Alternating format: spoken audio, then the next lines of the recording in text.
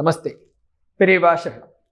மார்கழி மாதம் முழுவதும் பெண்கள் அனுஷ்டானம் பண்ணக்கூடியதான பாவை நோன்பு அப்படிங்கிற இந்த நோன்பை பற்றி மகாபிரிவா காமிச்ச வழியில் பல உன்னதமான விஷயங்களை தெரிஞ்சுன்னு வந்துட்டுருக்கோம். இந்த வரிசையில் இன்னைக்கு இன்னும் விசேஷமான ஒரு விரதம். இந்த விரதம் எப்படின்னு கேட்டால் பெண்கள் மாத்திரம் இல்லை, நம்ம எல்லாரும் அனுஷ்டானம் பண்ண வேண்டியதான ஒரு பரம புண்ணியமான ஒரு விரதமாக இது இருக்குது. இதுதான் வைகுண்ட ஏகாதசி அப்படின்னு சொல்லக்கூடிய ஒரு புண்ணிய தினம். சாதாரணமாகவே ஏகாதசின்னு சொன்னாலே அதுக்கு ரொம்ப ஒரு வசந்த ஸ்தானம் கொடுத்துருக்கு தர்மசாஸ்திரங்களில். பெரியவா சொல்கிறா, ஒரு ஏகாதசிக்குமே நம்ம விரத அனுஷ்டானம் பண்ணணும்னு தான் சாஸ்திரம் சொல்கிறது. ஏன்னா ஏகாதசிக்கு சமமான விரதம் வேற ஒன்றுமே கிடையாது அப்படின்னு சாஸ்திரங்களில் ஒரு ரூலே போட்டிருக்கு. பெரியவா அதுக்கு பிரமாண ஸ்லோகம் கொடுக்குறா. ந காயத்ரியாஃப் பரம் மந்திரம் ந மாதுஃப் பரம் தெய்வத்தம் ந காஷ்யாஃப் பரமம் தீர்த்தம் நைகாதசியா சமம் விரதம் அப்படின்னு. அதாவது மந்திரங்களுக்குள் வசந்ததாக காயத்ரியை தாண்டி வேற எதுவுமே கிடையாது. அதே மாதிரி தெய்வங்களுக்குள் வசந்ததானதாக தன்னுடைய தாயாரை தவிர வேற எதுவும் கிடையாது. இப்படியே சொல்லியிருக்கு. தாயிற் சிறந்தது ஒரு கோவிலும் இல்லைன்னு நம்ம தமிழில் சொல்கிறோமே, இது பிரமாணமாக அங்கேயே சொல்லியிருக்குன்னு சாஸ்திரத்துலேருந்து பெரியவா அதை காமிக்கிறா. அதே மாதிரி தீர்த்தக்ஷேத்திரங்களுக்குள் வசந்ததானதாக காசியை தவிர வேற எதுவும் இல்லை. இப்படி இது மூணும் அதனுடைய கேட்டகரியில் ஒரு எக்ஸால்டட் ஸ்டேட்டஸ், வசந்த ஒரு ஸ்தானத்தில் இருக்குது. அதே மாதிரி விரத அனுஷ்டானங்கள்னு எடுத்துட்டோம்னாக்கா நிறைய விரதம் வச்சுட்டு இருக்கோம் நம்ம. ஒரு ஷஷ்டி விரதம், சோமவார விரதம், சனிக்கிழமை விரதம், குருவார விரதம்னு இப்போ ரொம்ப பாப்புலர் ஆகிட்டு இருக்கு அப்படின்னு பெரியவா கொடுத்துருக்கா. அந்த மாதிரி பல விரதங்கள் இருக்குது. இந்த எல்லா விரதங்களையும் விட ரொம்ப வசந்ததானதாக என்ன சொல்லியிருக்கு, சாஸ்திர பிரமாணத்தில் என்ன சொல்லியிருக்குன்னு பார்த்தாக்கா ஏகாதசி தான் சொல்லியிருக்கு. ஏன்னா அதுக்கு சமமான விரதம் எதுவுமே கிடையாதுன்னு சொல்லியிருக்கு. அதனால எல்லாரும் நிச்சயம் அனுஷ்டானம் பண்ண வேண்டியதானதாக இந்த ஏகாதசி விரதம் இருக்குது அப்படின்னு சொல்லின்னு வரா. அப்போ ஏகாதசிங்கிறது எங்கேருந்து உருவாச்சு, அதனுடைய ஆரிஜின் என்னன்னு நம்ம தெரிஞ்சுக்கணுமோ இல்லையா. அதையும் பெரியவா ரொம்ப அழகாக தெய்வத்தின் குரலில் சொல்லியிருக்கா. ஒரு சமயம் மகாவிஷ்ணுவானவர் யோக நிதிரையில் இருக்கார். அந்த சமயத்தில் யாரோ ஒரு அசுரன் திடீர்னு வந்து லோகத்தில் இருக்கிறவாளெல்லாம் ரொம்ப துன்பப்படுத்தின்னு இருக்கானா. அப்போது இந்த விஷ்ணுவனுடைய சரீரத்திலிருந்தே ஸ்திரீ ரூபமாக ஒரு சக்தி வெளியில் கிளம்பி வந்துதான். அந்த சக்தி வந்து இந்த அசுரனை அடக்கி அழிச்சு விட்டு மறுபடியும் மகாவிஷ்ணுக்கிட்டே வந்து நின்றுடுத்து. அப்போ விஷ்ணு நிதிரையிலேருந்து விழிச்சுண்டாராம். இந்த சக்தியை பார்த்துட்டு அவளுக்கு ஏகாதசி அப்படின்னு ஒரு பேரை கொடுத்து, அந்த ஏகாதசியினுடைய நினைவாகவே நம்ம அனுஷ்டானம் பண்ணுற மாதிரி ஏகாதசி விரதத்தை மகாவிஷ்ணுவே உருவாக்கி கொடுத்தார் அப்படின்னு பாத்ம புராணத்தில் இருக்கக்கூடிய ஒரு கதையை பெரியவா அழகாக சுருக்கி நமக்கு சொல்லியிருக்கா. அப்போ ஏகாதசியினுடைய ஆரிஜினே இப்படி மகாவிஷ்ணுவின் கையினாலேயே துவங்கி வைக்கப்பட்டதாக அனுகிரகமாக நமக்கு கிடைச்சிருக்குங்கிறத நம்ம ஃபஸ்ட்டு தெரிஞ்சுக்கணும். அப்போது எல்லா ஏகாதசிக்கும் இப்படி ஒரு ஸ்டான்ஸ் கொடுத்துருக்கே. அப்போ ஒரு வருஷத்தில் எத்தனை ஏகாதசி சார்? மாதத்துக்கு 2 வருமே, 24 ஏகாதசி நம்ம அனுஷ்டானம் பண்ணுவான்னா பெரியவா சொல்கிறா சில வருஷங்களில் 25 ஏகாதசியும் வரும். இந்த எல்லா ஏகாதசிக்கும் இது மாதிரி இம்பார்ட்டன்ஸ் இருக்குது. அது மாத்திரம் இல்லை, ஒரு ஏகாதசிக்கும் தனியாக ஒரு பேரை கொடுத்து இந்த ஏகாதசிக்கு விரதானுஷ்டானம் பண்ணாக்கா என்னென்ன பலன்னு சொல்லி லிஸ்டிங்கே போட்டிருக்கான் பாத்ம புராணத்தில். அதில் உத்தரகாண்டத்தில் ஒரு அப்பெண்டிக்ஸ் மாதிரி அதில் இந்த ஒரு ஏகாதசிக்கும் 25 ஏகாதசிக்கும் பேரை கொடுத்து கிளியராக ஒரு மென்ஷன் பண்ணியிருக்கு அப்படின்னு பெரியவா சொல்லின்னு வரா.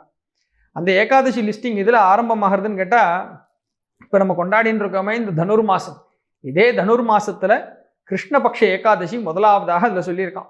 உற்பத்தி ஏகாதசின்னு சொல்லி அதுதான் முதலாவதாக ஆரம்பிக்கிறது. 2ஆவதாக வருது இதே தனுர் மாதத்தில் இருக்கக்கூடிய இன்னைக்கு நம்ம கடைபிடிக்க வேண்டியதான வைகுண்ட ஏகாதசி அப்படிங்கிறது அங்கே சொல்லியிருக்கு. பெரியவா சொல்கிறா, எல்லா ஏகாதசியுமே ஒரு விதத்தில் ஸ்பெஷல்னு சொன்னால் வைகுண்ட ஏகாதசிக்கு இன்னும் நிறைய ஸ்பெஷாலிட்டி இருக்குது அடிஷ்னலாக. அது என்னன்னு கேட்டால், இந்த ஏகாதசிக்கு என்ன பேர் கொடுத்துருக்கு பாத்ம புராணத்தில், மோக்ஷ ஏகாதசி அப்படின்னு ஒரு பேர் கொடுத்துருக்கு. அதனால தான் இந்த வைகுண்ட ஏகாதசி அன்னைக்கு நம்ம எல்லாரும் சொர்க்க வாசல் திறந்திருக்கா, பரமபத வாசல் திறந்திருக்கான்னு நம்ம பார்த்துன்னு போகிறோமே.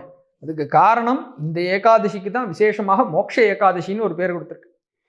அதில் இன்னொரு விசேஷம் கொடுக்குறா பெரியவா. இந்த நாளில் தான் இந்த தேவர்கள் எல்லாரும் அமிர்த மதனம் பண்ணா, அந்த அமிர்தத்தை கடைஞ்சி எடுத்தான்னு சொல்கிறோமோ இல்லையா, அந்த நிகழ்வு சம்பவித்த நாளாக இதே ஏகாதசி தான் இருக்குது. அப்போ அமிர்தம் கிடைத்ததுனாலே மோட்சம் அப்படிங்கிற ஒரு ஸ்தானமும் கிடைக்கக்கூடியதாக ஒரு கனெக்ஷன் இருந்துக்கலான்னு தோன்றுறது பெரியவா இங்கே சொல்கிறதுலேருந்து. அது 2வது விசேஷம். 3ஆவதாக இன்னொரு விசேஷம் சொல்கிறான்.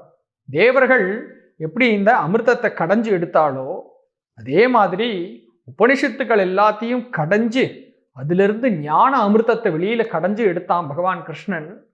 அப்படி கடைஞ்சு எடுத்ததாக நமக்கு கிடைச்ச அமிர்தம் தான் பகவத்கீதை. அந்த அமிர்த மதனமும் அந்த அமிர்தத்தை கடைஞ்சு எடுக்கிற வேலையும் இதே நாள் தான் நடந்தது. அப்போ இந்த நாளில் தான் பகவத்கீதை நமக்கு கையில் கிடச்சிருக்குன்னு சொல்லி பகவத்கீதை அவதரித்த தினம்னு சொல்லி கீதா ஜெயந்தி அப்படின்னு இந்த வைகுண்ட ஏகாதசினாலேயே நம்ம கொண்டாடுறோம் அப்படின்னு இதுக்கு இருக்கக்கூடிய பல்வேறு ஸ்பெஷாலிட்டிஸ் எல்லாம் பிரிவு அடிக்கின்றே போகிறான். அப்போது இப்படிப்பட்ட பல சிறப்புகள் வாய்ந்த இந்த ஏகாதசி அன்னைக்கு விரதானுஷ்டானம் யாரெல்லாம் பண்ணணும்? எல்லா ஏகாதசிக்குமே எல்லாரும் பண்ணணும்னு சொல்லியாச்சு. இந்த ஏகாதசிக்கு இது நாள் வரைக்கும் மற்ற ஏகாதசிக்கு தெரியாமல் பண்ணாமல் விட்டவா கூட நிச்சயம் இன்னைக்கு பண்ணியாகணும். ஏன்னா இது அவ்வளோ உன்னதமானதாக சொல்லியிருக்கு. யாரெல்லாம் பண்ணணும்? நம்ம இல்லையே சொன்ன மாதிரி பெண்கள் மாத்திரம் இல்லை, எல்லாரும் ஃபாலோ பண்ணணும்னு சொல்லியிருக்கு.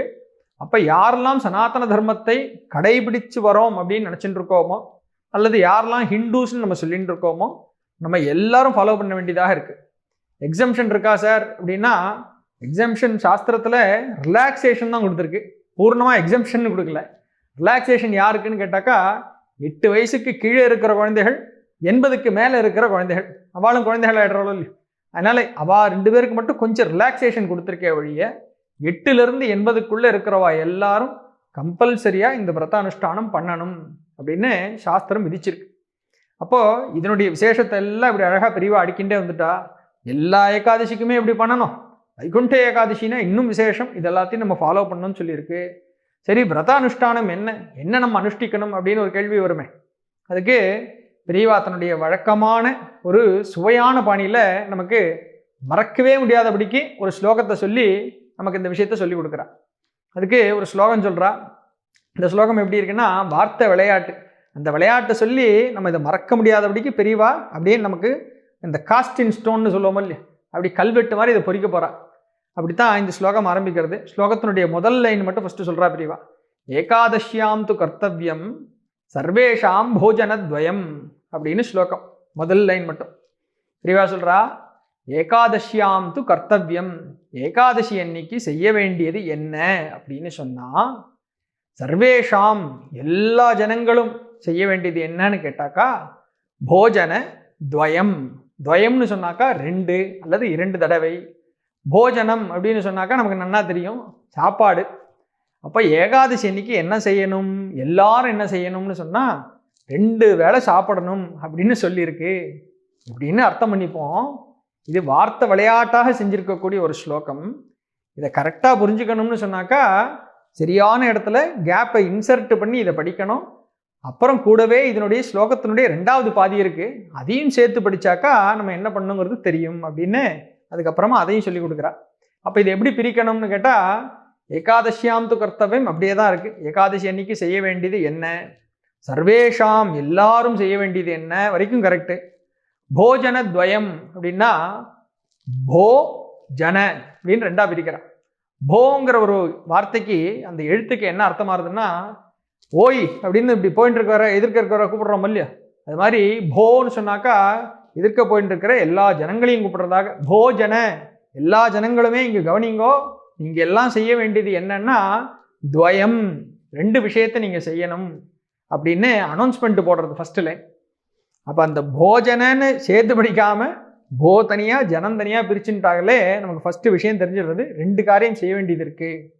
அப்போ 2 காரியம் என்ன, அதான் பாக்கி ஸ்லோகத்தில் வருது. சுத்தோபவாச பிரதமஹா சத்கதா ஸ்ரவணம் தத அப்படின்னு 2 விஷயத்த சொல்கிறது. முதல் விஷயம் சுத்த உபவாசம். இப்போ சுத்த உபவாசம்னு சொன்னால் என்ன, வெறும் உபவாசம்னு சொன்னாலே போறாதா, சுத்த உபவாசம்னு வேறு விசேஷிச்சு என்ன சொல்கிறது? உபவாசம்ங்கிற வார்த்தைக்கு பெரியவா மீனிங் கொடுக்குறா. உப ப்ளஸ் வாசகா அப்படின்ட்டு. அதாவது உபநயனம்னு நம்ம சொல்லும் பொழுது குரு கிட்ட இந்த சிஷ்யனை கொண்ட சேர்க்கறதுங்கிறதுனால கிட்டக்க கொண்ட ரீச் பண்ணி விடுறது. உப அருகில், நயனம் கொண்டு சேர்க்கறதுன்னு உபநயனம்னு பேர். அதே மாதிரி இங்கே உபவாசம்னு சொன்னாக்கா கிட்டக்கையே கொண்ட ஸ்டே பண்ண வைக்கிறது, கிட்டக்கையே கொண்ட சேர்த்து வைக்கிறது. யார் கிட்டக்க சேர்க்கறதுன்னா சாக்ஷாத் பகவான் கிட்டக்கையே கொண்டு சேர்த்து வைக்கிறது தான் உபவாசம். இப்போ உபவாசம்னாக்கா வெறும் சாப்பிடாம இருக்கிறது மாத்திரம் இல்லை, சாப்பிடாம இருப்பதின் மூலமாக மனசு நிறைய பகவானையே இப்படி தியானம் பண்ணிட்டு அவனுக்கு அருகிலேயே அவன் கூடவே இருந்துட்டு இருக்கிறது தான் உபவாசம்னு அர்த்தம் அப்படின்னு பெரியவா சொல்லின்னு வரா. அப்போ உபவாசம் பண்ண வேண்டியது முக்கியம். சுத்த உபவாசம்னு சொன்னாக்கா அன்னம் மாத்திரம் இல்லை, குடிக்கிறதுக்கு பானமும் ஒன்றும் இல்லாமல், அதாவது இன்னைக்கு ஆகாரம் சாலிடாக எதுவும் சாப்பிடல சார், லிக்விடாக ஒரு 4 டம்ளர் கஞ்சி குடிச்சிக்கிறேன்னாக்கா அது உபவாசத்தில் சேர்த்து கிடையாது. சாலிடும் இல்லை, லிக்விடும் இல்லை. வாஸ்தவமாக சொல்லப்போனால் வடக்கில் எல்லாம் சொட்டு ஜலம் கூட குடிக்காமல் இருப்பான்னு அதை பற்றி ரொம்ப வசதியாக சொல்லியிருக்கா பெரியவா. இப்போ முதல் விஷயம் சுத்த உபவாசம். ரெண்டாவது சத்கதா ஸ்ரவணம். இப்போ பகவான் பக்கத்திலேயே இருந்துட்டு இருக்கணும்னு சொன்னால் மனசு முழுக்க அவன் நிறைஞ்சிருக்கணுமே. அதுக்கு என்ன வழி? சத்கதா ஸ்ரவணம். சத்கதைகளை காதில் கேட்டுட்டே இருக்கணும். இப்போ பகவானுடைய நாமாவை மனசார ஸ்மரிச்சுட்டு இருக்கணும். அவனுடைய லீலைகளை, அவனுடைய புண்ணிய கதைகளை, பாகவதோத்தமர்களுடைய கதைகளை எல்லாம் கேட்டுட்டே இருக்கணும். சிரவணம் பண்ணணும், பஜனம் பண்ணணும். அப்படி இது ரெண்டுத்தையும் பண்ணிட்டு இருக்கணுங்கிறது முக்கியமான விஷயமாக அங்கே சொல்லியிருக்கு.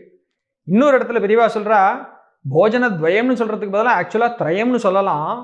ஏன்னா இது ரெண்டு மாத்திரம் இல்லை, முக்கியமாக மூணாவது இன்னொன்று இருக்குது. அது என்னன்னு கேட்டால் ராத்திரி கண்ணு முழிக்கணுங்கிறது ஒன்று இருக்குது அப்படின்னு அதையும் ஆட் பண்ணுறான். சாதாரணமாக சிவராத்திரி இந்த வைகுண்ட ஏகாதசிலாம் சொன்னாக்கா அப்போ ராத்திரியெல்லாம் கண்ணு முழிச்சு சுவாமியினுடைய நினைவாகவே நம்ம உட்காண்டிருக்கணும்னு ஒரு விதி உண்டு.